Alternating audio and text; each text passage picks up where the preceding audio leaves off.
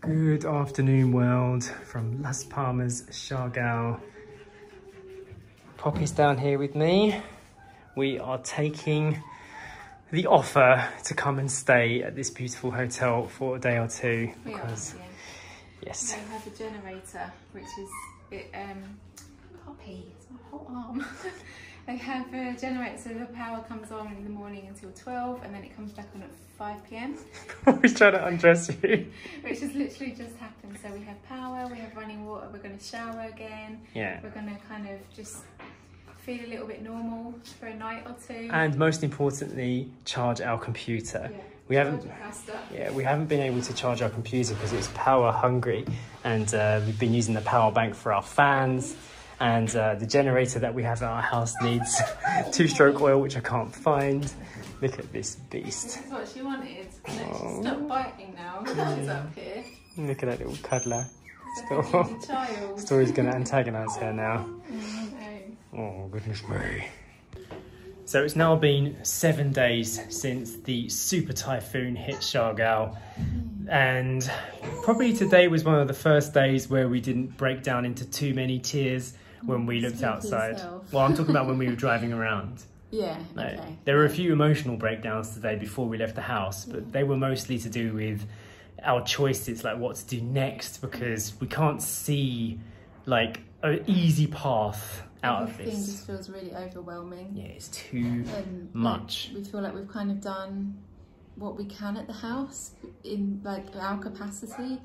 And we've cleaned the house, but then you wake up in the morning and everything's covered in a salt spray again because the windows are broken. It's like, it just all seems a little bit fruitless. Yeah, so I mean, the right word? Yesterday I put some like rubber seals around the window as best as I could, and then I ran out of rubber seals and you can't buy any. Yeah. And then I got some rope and I stuck it in the bit, and I just thought if it starts raining, because it did start raining last night, it would stop some of the water coming through. But psychologically, as soon as I hear wind now, I'm like, get up, check the windows, make sure everything's in place. And it's just like, we're not sleeping, we're can't waking live up like that. Every 2 hours, like maximum. Like we get 2 hours sleep, then we're awake again, and we're like just talking, like what are we going to do? What's next? And we're super hot and so sweaty, and and we can't wash properly because of the no running water thing. It's too much. Can't live like that. So we basically today we needed to find a way to come up with a plan for what happens next. We wanted to see what was going on outside of our bubble. So we went to the signal spot by the airport again, contacted whoever we could from different parts of the Philippines, from the UK. I managed to get another message through to my mum and dad, and just kind of checking in. Yeah, but more importantly, like I was trying to work out if there was going to be another typhoon. Yeah. Because there was rumours about it, but now those rumours have dissipated along with the winds. So we don't think that's happening anymore. However, it is still windy season, rainy season. So once that goes back to normal and it starts raining again, the house is going to get completely soaked.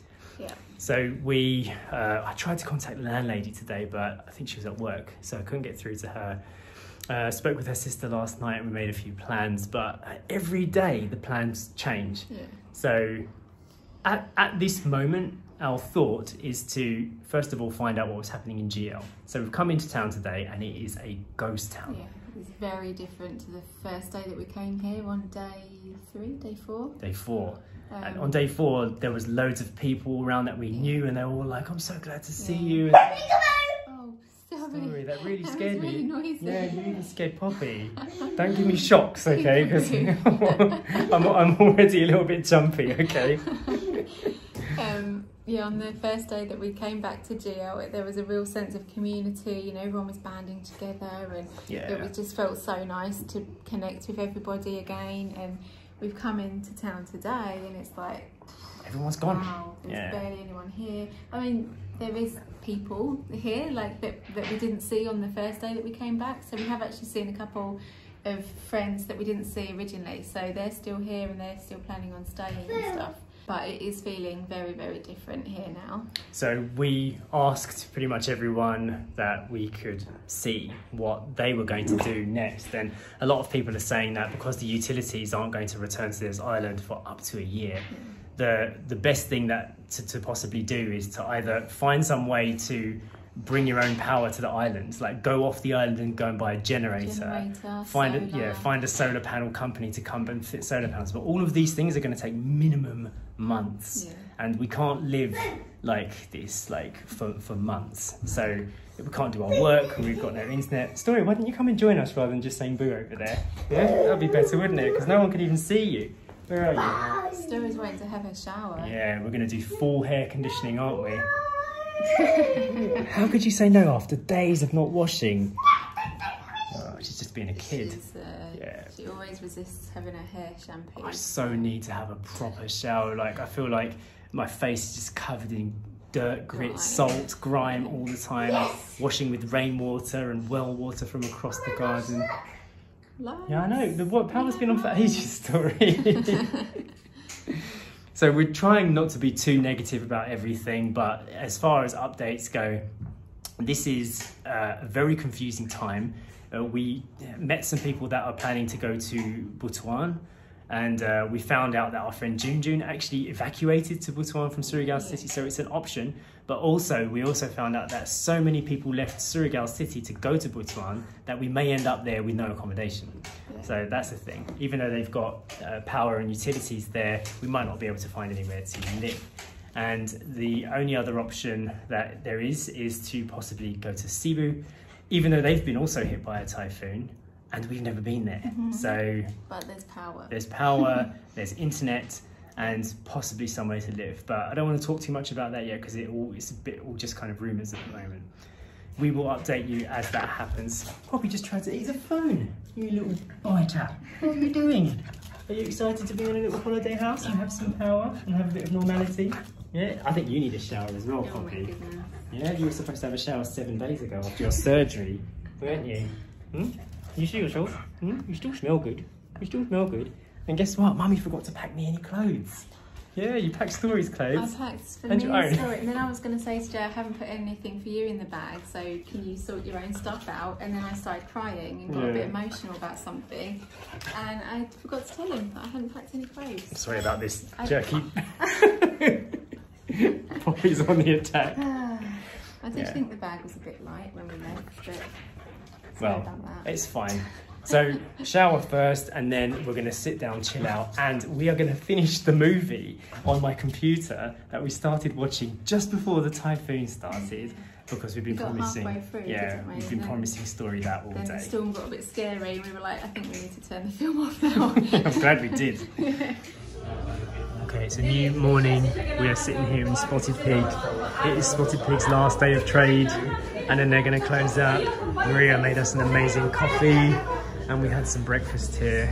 And Story's just been entertaining herself. We've been talking to Tal about what's going on, their plans. And then we'll go from there. We've got to edit some videos, haven't we? And then we've got to pack up the house so we can plan to leave. It looks like we might get a little bit more rain here in General Luna. We had a really nice night last night in Las Palmas, just having a cold shower and being able to stay clean.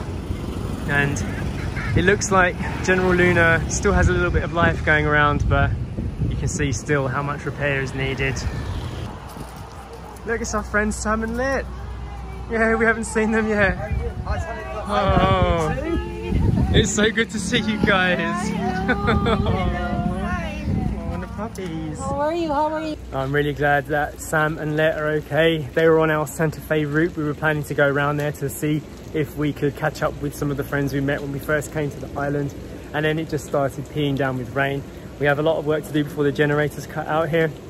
So we're going to get on to the computer and see if we can upload a video, because there is a, I don't know if I just said this, but there was a smartphone connection like here in General Luna now, and we may be able to get at least one video up. And I think it's becoming essential because there's a lot of people out there that still don't know what happened and how severe this is, and the word needs to be spread, and this is some way that we can do that. I cannot tell you how grateful we are to the Las Palmas family for taking care of us and sheltering us during this time. It's been so traumatic. Every time I feel the rain or hear a bit of wind now, it just makes me, I don't know, I feel it. I start to get a little bit afraid that another storm is going to come. And there was a rumour that there was going to be another storm here. but I think that it is just a rumour. So just every little noise changes the way you think now. Sacha managed to sit here this morning and get a voice call out to her mum. I definitely want to call my family at some point today. I have to keep switching between 2 phone carriers because only certain towers are working. Luckily we've got both of the SIM cards, so we can actually switch between whichever is working in whichever area. Sacha is just watching the vlog of the first day of the storm that we edited. It was quite traumatic to edit, actually. To hear Story crying and to hear ourselves like shouting and screaming with everything going on, the noise of the glass smashing, it's just to hear it all back. I know you guys have already seen that video, but for us, we've only just experienced it again now, and it feels raw. I'm gonna go ahead and end this little update for now. We have to make progress because a lot of things are gonna happen in the next few days. So we'll see you in the next one. Bye.